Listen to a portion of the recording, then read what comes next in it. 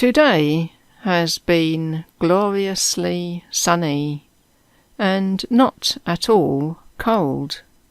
Just a touch of chilly dampness first thing in the morning, and I have been making the most of it. The last moments of something like summer. I had checked the Met Office weather forecast with the promise of all-day sunshine, followed by a day of heavy rain, and then grey, cloudy weather for the next week. So I planned to go out to one of the parks to see what was left of the summer plants and to get some autumn photos. I found that I had the park almost to myself, with just a handful of other people wandering slowly over the lawns and under the trees, enjoying this bonus day of sunshine.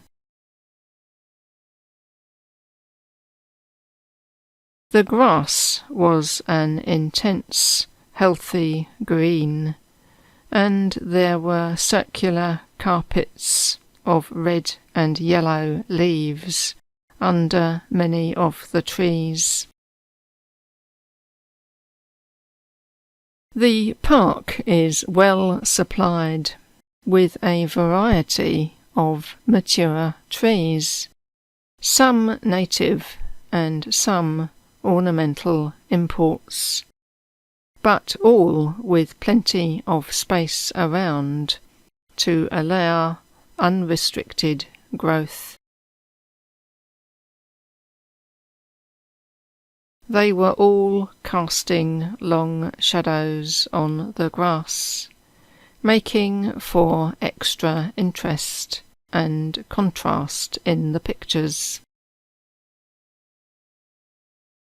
The dark fir trees and evergreens make good backdrops to the golden autumn leaf display, but up close they made me think ahead to Christmas.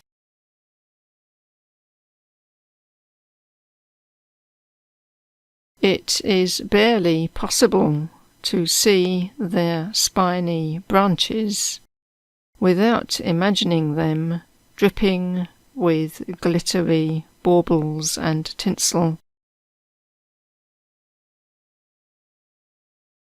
I am glad that these ones will continue growing thick and healthy in open spaces so that they can reach their natural size and best shape.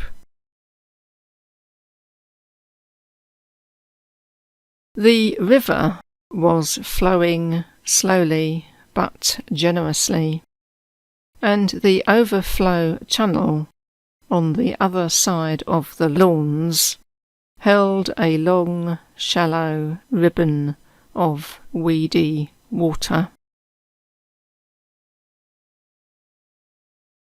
There were no longer any laughing and shouting school children running up and down the sides of it, but instead some placid Canada geese wading through and nibbling the grass on the banks.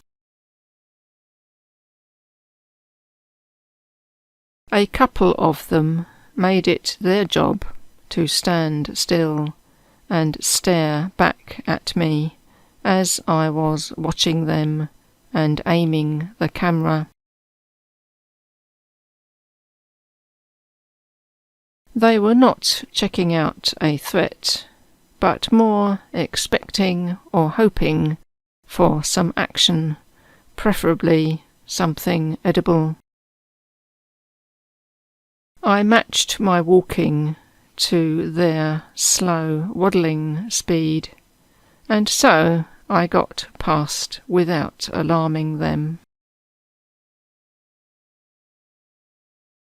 One area of interest was a newly planted strip next to the rose beds. Last time I was here, it was a sea of holes, waiting for thousands of daffodil bulbs to be dropped in. But now it is covered in green netting, with patchy green tufts underneath, the result of several weeks of grass growth.